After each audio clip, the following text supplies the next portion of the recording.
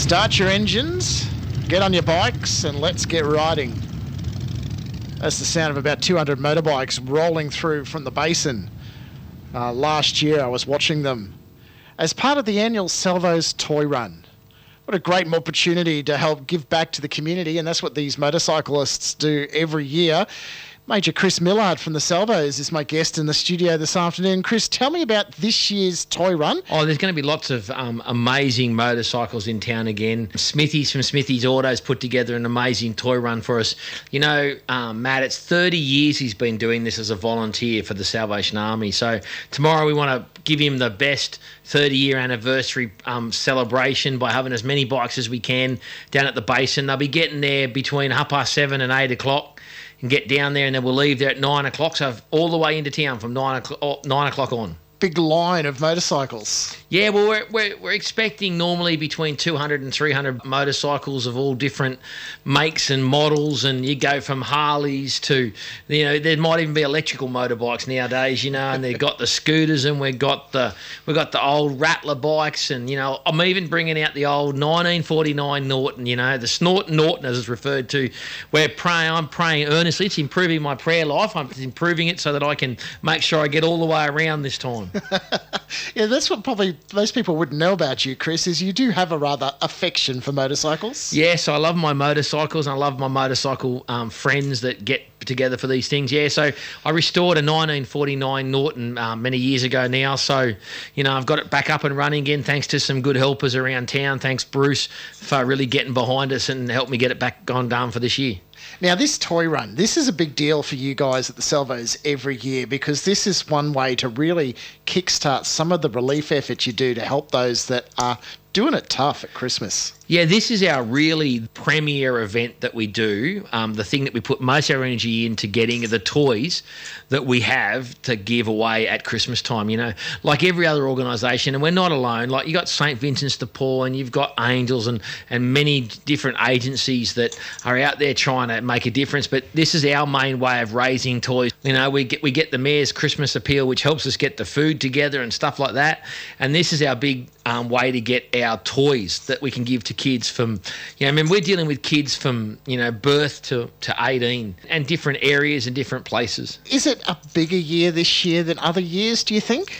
It feels like we're receiving a lot more people coming to us to ask for help and support. And interestingly, it's not your normal, it'd be not what I would call the normal people coming to see us. There's lots of just everyday people who are just, due to life circumstances, due to the raise in rents and cost of living and all these crises that are just doing it really tough. And we want to make sure that everybody, you know, like we see lots of signs up about Merry Christmas and all those things, but it's not a very merry time if you don't have the ability to be able to provide for people. And it's a big deal for people to come and ask for help too. Oh, yeah, and we try to make the process as dignified as possible. You know, this is not about giving people a handout. This is about giving people a hand up, trying to do what we can to help people in all different walks of life, from older, retired, single people, all the way through to young families, young mums. We're just one group, remember, that's working in this space. So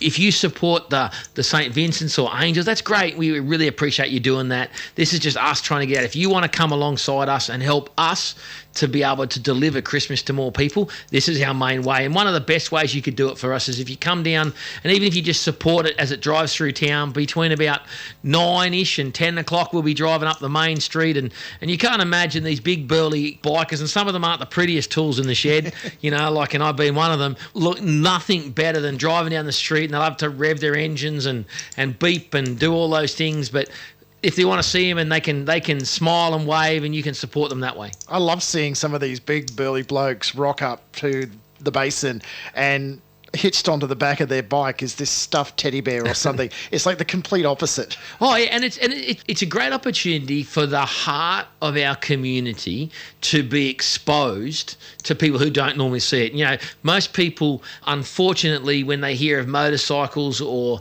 motorcycle groups, they go to the wrong end of the spectrum. There's lots and lots of amazing people who ride motorbikes that are just want to be able to come alongside and make Christmas Christmas better for somebody else. And as I said, Smithy, he's celebrating 30 years of doing this, and he reminded me again today that he doesn't do it for self-praise or recommendation. He does it because he wants to see kids and families having an amazing Christmas. And if he can do a little bit, and he gives up a lot of time and energy, and many others that Smithy volunteers their time and their services and really gets other agencies and groups involved around town. Chris, 2 more questions just to finish off. 1, can people still rock up and get involved? And 2, how do they get involved? Yeah, if they want to get involved, you can show up down at the basin by about 8 o'clock. We try to get people there. We say 8 o'clock. There'll be people there from 7:30 on.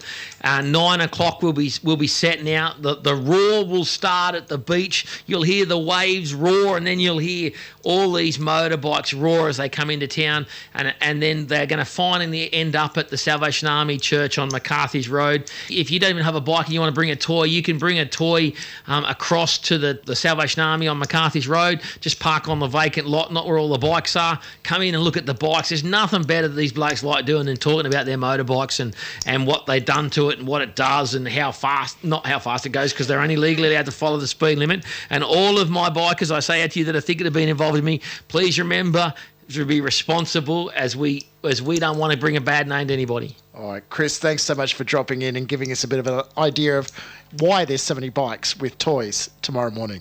God bless you, and thank you so much to all your listeners.